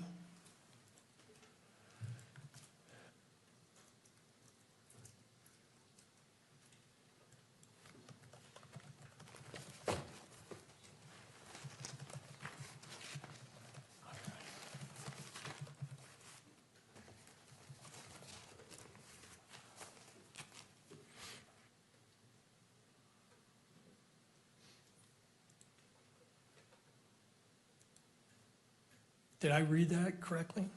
Yes. And so it's true, is it not, that approximately 70% of 4-person mixtures present as 2 or 3-person mixtures? It's possible. Thank you. That's all I have. Thank you. We've been going for a bit, and depending on how much cross, I'm trying to decide if a break is warranted or if, Mr. McBride, you wish your cross is limited. Again, not trying to say which way you should go, I'm just trying to weigh whether we should take a break. I will probably be, I will probably be 20 minutes. All right, let's just keep going, and then at that point, we can take a break. Thank you, Mr. McBride.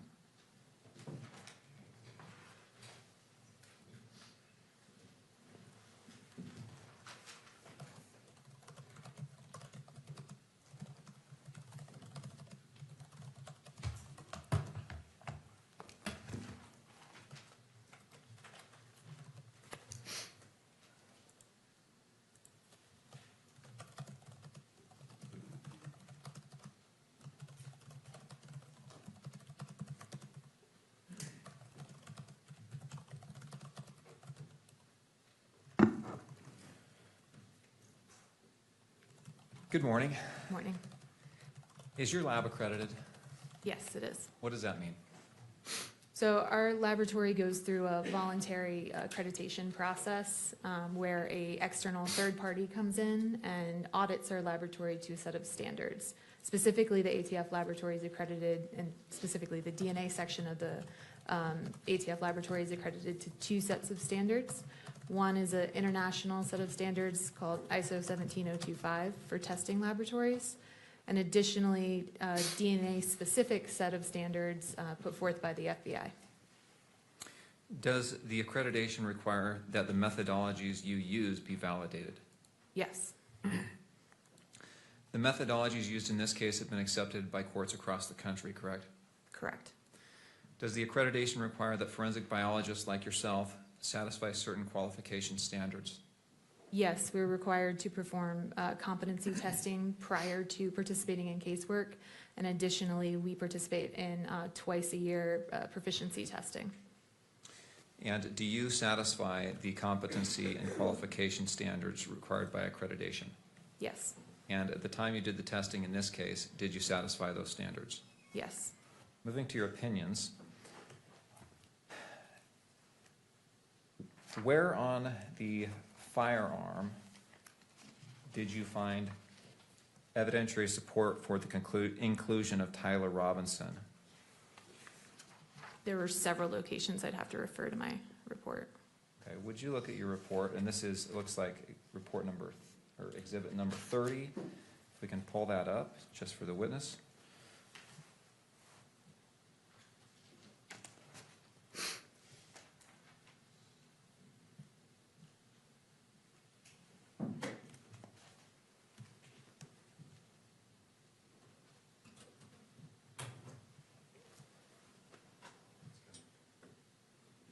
Thank you, Kimberly.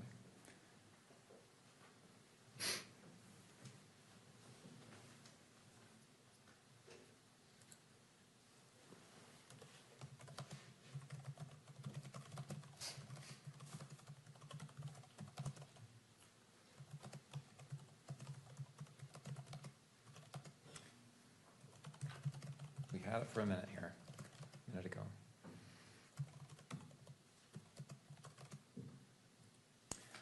Okay, if we could go to page number 2, please. Will you just list off the areas of that firearm where there was support for, evidentiary support for inclusion of Tyler Robinson? The swabs of the stock and grips of rifle, the swabs of the butt plate of rifle, swabs of the trigger and trigger guard of rifle with possible ridge detail / smudging, the swabs of the bolt of the rifle with possible ridge detail / smudging, and the swabs of the forend of the rifle. We go to page 3. Swabs of the barrel of the rifle with possible ridge detail / smudging, the swabs of possible ridge detail / smudging on the optical accessory. And page 4. The swabs of the protected underside of the receiver of the rifle after disassembly.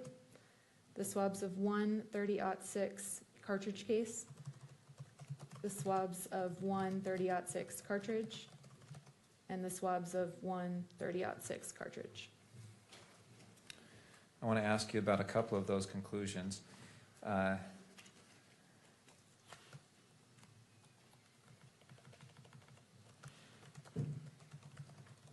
Let's look at page 5, please.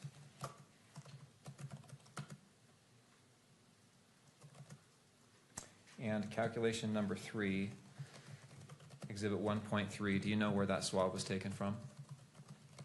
I'd have to refer back to page 2. Can we refer back to page 2, please, Kimberly? Thank you. 1.3 is the swabs of the trigger and trigger guard of the rifle. All right, going back to page 5.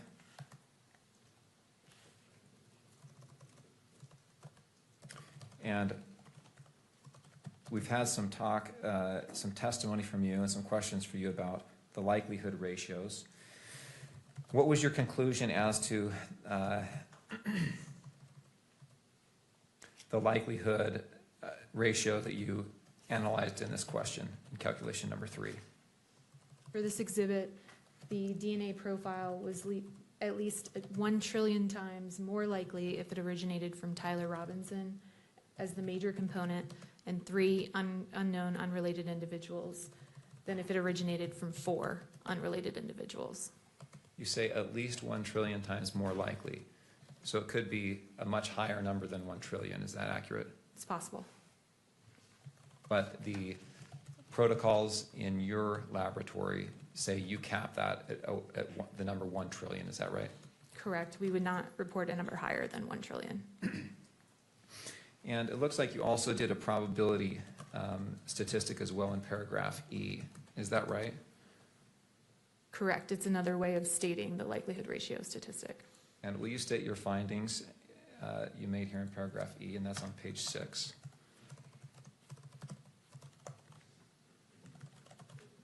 The probability of an unrelated individual in the population who has not contributed DNA to the sample yielding this level of support is less than 1 in a trillion.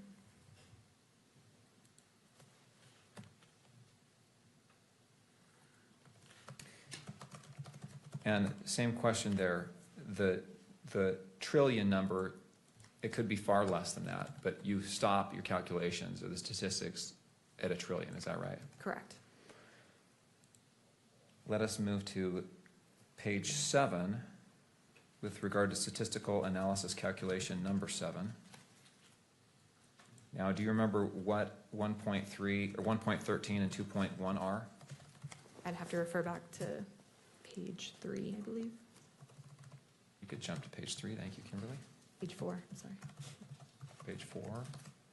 The 1.13 is the swabs of the protected underside of the receiver of the rifle after disassembly.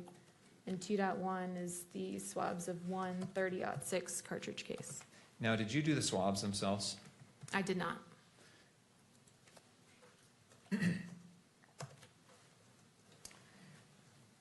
And 2.1 is a cartridge case, is that right? Correct. And what's the difference between a cartridge case and a cartridge? The cartridge is unfired, cartridge case has been fired. Right. Let's jump back to page 7. And what was your conclusion with regard to, well, first of all, why do you group these two together, exhibits 1.13 and 2.1 in your conclusions here? They were both mixtures of 2 individuals, and they both yielded a likelihood ratio of the same magnitude, so they can be grouped together. Okay. It's not that they were tested together? Correct. It's just that the results were of the same magnitude, so they were reported together. Is that right? Correct. All right. What was your conclusion as it relates to both of these as to the likelihood ratio? The DNA profiles are at least 1 trillion times more likely if they originated from Tyler Robinson as the major contributor and an unknown unrelated individual than if they originated from 2 unknown unrelated individuals. And did you make a conclusion here as well about the a probability statistic? Yes, so the probability of an unrelated individual in the population who has not contributed DNA to these samples yielding this level of support, so meaning yielding this likelihood ratio, is less than 1 in a trillion.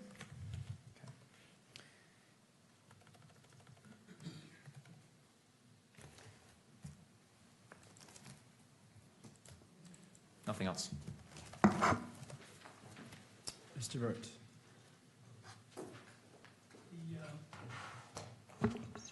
The 1.3 sample is described as swabs of trigger and trigger guard, right? Correct. You didn't do the swabs, but am I correct that you have no way of knowing which part was from the trigger and which part was from the trigger guard? Correct, so they were swabbed together, so I wouldn't be able to say where the DNA came from. And that's one of the samples that was degraded, correct? There were signs of degradation present in that sample, yes. And you said with regard to that sample that that was a sample consistent with at least 4 contributors, correct? Correct. And did the what you term the major profile have the largest amount of degradation in that sample? There was, yes. And you can't tell us anything about when the DNA was deposited on the trigger guard or the trigger, correct? Correct. You can't tell us anything about whether, when you say it's at least 4, it could be 5, 6, or 7 people with DNA on that trigger or trigger guard, correct? Correct, which is why we have the major contributor that is suitable for comparison, and the minor contributor is not suitable for comparison due to that complexity. And again, major, minor just has to do with the levels of DNA you were seeing. It has nothing to do with someone being engaged in activity that is major in relation to the minor contributor. Yes, so the major contributor is the majority of the DNA contributed to that sample. Okay. And some of these samples, you have major contributors of more than one person, right? Correct. So for sample 1.1, swabs of stock, you have 2 major profiles, and there are at least 4 contributors on that sample, right? Can I refer to my report? Sure. It's Exhibit 30. Plaintiff's 30.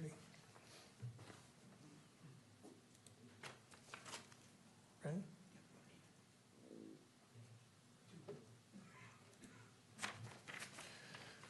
You said Exhibit 1.1? Yes. Yes, it was a mixture of 4 individuals. There were 2 major contributors. Okay.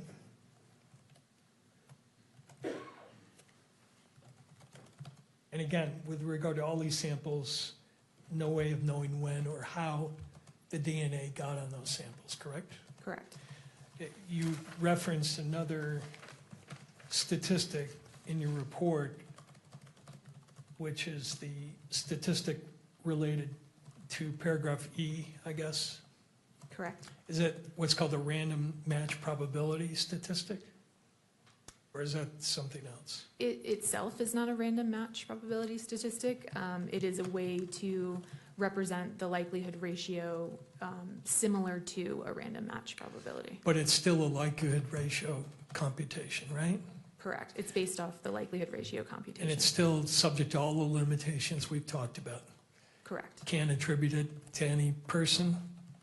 Can't state it's infallible. Can't state there's a 0 error rate. And you can't state that it is a source connected with any one person, correct? Right. So part of not being able to state source attribution is the reason we report the likelihood ratio statistic. It speaks to the weight of the evidence. And so yes, we can't do a source attribution, and we report that statistic and address that uncertainty that way. And address the uncertainty along with the other limitations we talked about. Correct. Thank you. That's all I have. Thank you. Anything further for this witness?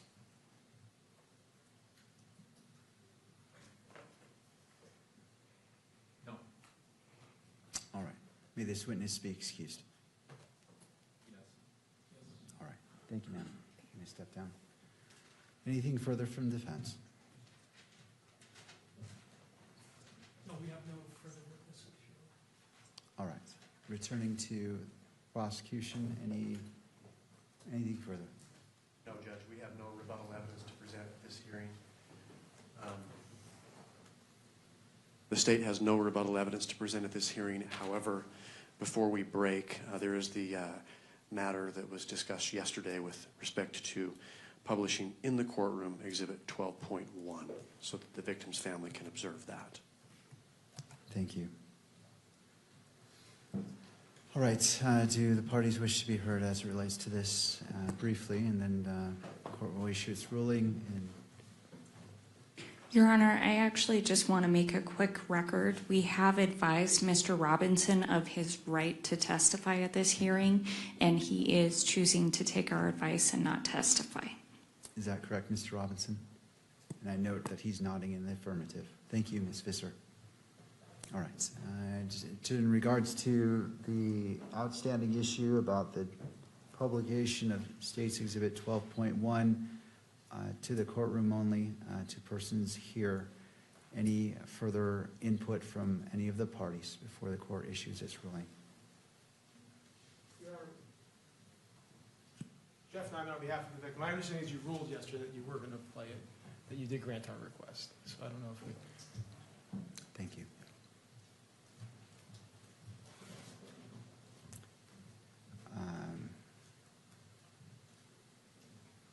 Judge, I might simply add, given the court's ruling this morning with respect to displaying exhibits, we may want to make a record with the live streaming folks here that it's not going to be published. Thank you. All right. Nothing further from any of the parties? Okay. I'm just updating some notes.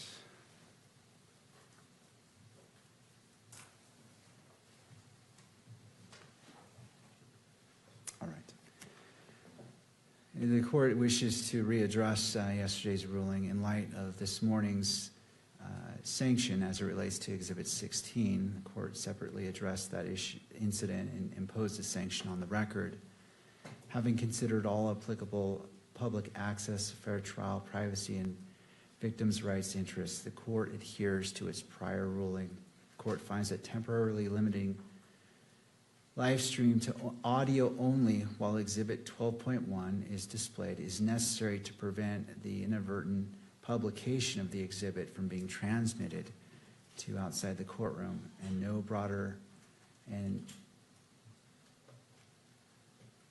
is taking the least restrictive means to accomplish what is being requested. Accordingly, Exhibit 12.1 may be viewed by all persons physically present in the courtroom, including victim representative Ms. Kirk in her capacity as the victim representative. The same in-court viewing rules applies to all parties and courtroom attendees. And that is the ruling of the court. Let's go ahead and proceed to that, to the state. So could the camera operator let me know when we're switched to an audio only? We are? Okay.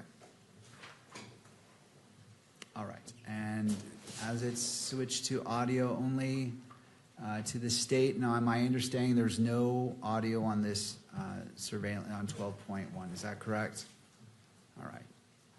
All right. So let's go ahead and play that.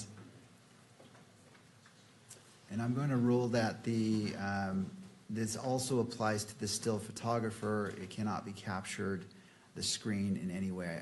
I noted video recording, but I intend as well as no still capture of any of the monitors during the publication of 12.1. All right.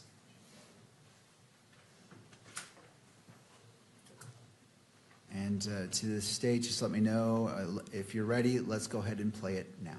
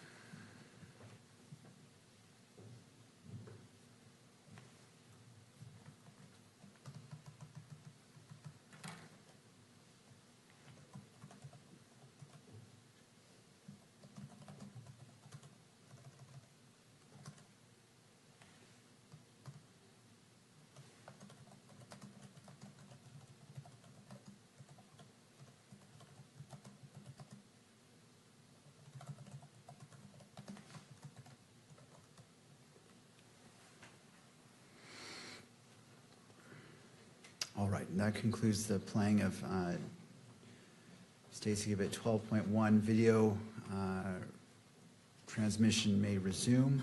Just let me know when that is live.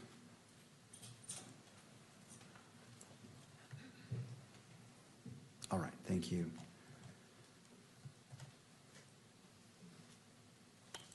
Does either party need the benefit of the record? The state does not, Judge. No, Your Honor. All right. So this preliminary hearing is continued to September 1st at 10 a.m. for an in-person hearing. The court will allocate up to 4 hours total for argument. That's encompassing both parties. Does the defense request that Mr. Robinson be physically present for that hearing? Yes, Your Honor. All right, we'll make the recording. Thank you. The court appreciates the professionalism, civility, and respect shown by counsel, the parties, and all persons in attendance throughout these proceedings. As there are no further matters before the court, this proceeding is adjourned until September 1st at 10 a.m. Good afternoon to you all. All rise.